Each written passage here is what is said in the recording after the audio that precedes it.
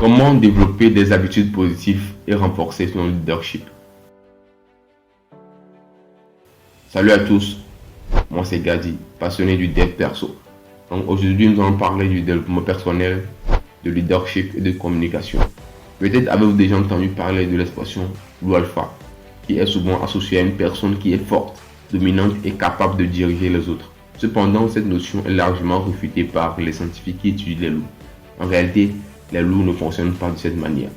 Mais alors, comment pouvons-nous développer des habitudes positives pour renforcer notre leadership et devenir un meilleur communicateur? Tout d'abord, nous devons cultiver la confiance en soi. Avoir confiance en soi est essentiel pour être capable de prendre des décisions et de diriger les autres de manière efficace. Cela implique d'être à l'aise avec qui nous sommes sans chercher à imiter les autres. Carlitos, fais comme moi. Lâchez mon petit super coquin. Comme moi, Carlitos. Je suis un morse, regarde. Bah quoi, tu veux pas m'imiter, Carlitos? Ensuite, nous devons développer une communication efficace. Une communication efficace est la clé pour être capable de transmettre nos idées de manière claire et concise. Cela implique d'écouter activement les autres, d'exprimer nos pensées de manière claire et respectueuse, de savoir comment communiquer avec les autres de manière constructive. Être empathique est également important. La capacité de comprendre les perspectives des autres, d'être à l'écoute de leurs sentiments et de leurs besoins est essentiel pour être un leader efficace. Nous devons être en mesure de mettre de côté nos propres préjugés et de prendre en compte les besoins des autres.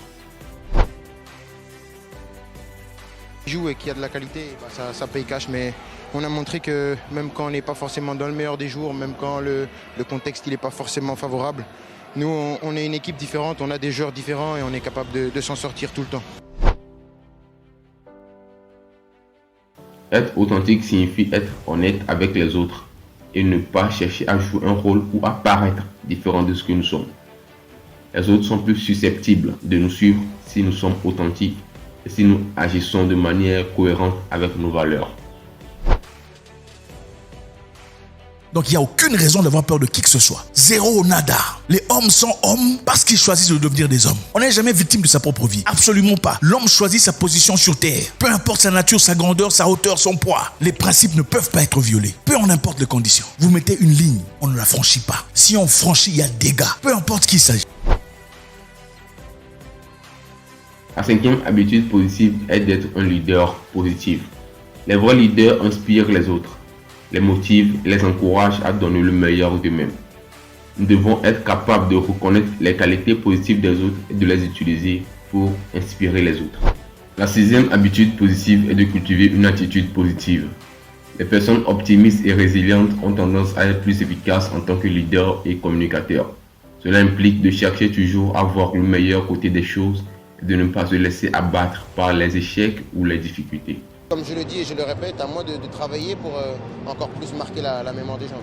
Enfin, la septième habitude positive est d'être un apprenant constant. Nous devons être ouverts à apprendre de nouvelles choses, à améliorer nos compétences et à nous développer en tant que personne. Les vrais leaders sont ceux qui sont en mesure de s'adapter aux situations et aux personnes et qui cherchent constamment à se développer et à s'améliorer. En résumé, pour renforcer notre leadership et devenir un meilleur communicateur, nous devons cultiver la confiance en soi, développer une communication efficace, être empathique, être authentique, être un leader positif, cultiver une attitude positive et être un apprenant constant. En adoptant ces habitudes positives, nous pouvons devenir des personnes plus efficaces, inspirantes et respectées.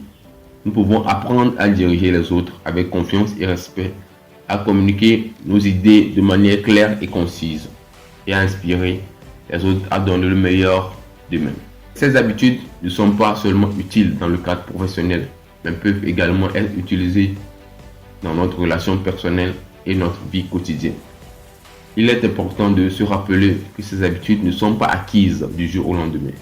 Elles nécessitent de la pratique et de l'engagement pour les intégrer dans notre vie quotidienne. Nous pouvons commencer petit en choisissant une habitude positive à la fois et en travaillant à la développer. Nous pouvons également chercher à nous entourer de personnes positives et inspirantes qui nous soutiendront dans notre parcours de développement personnel.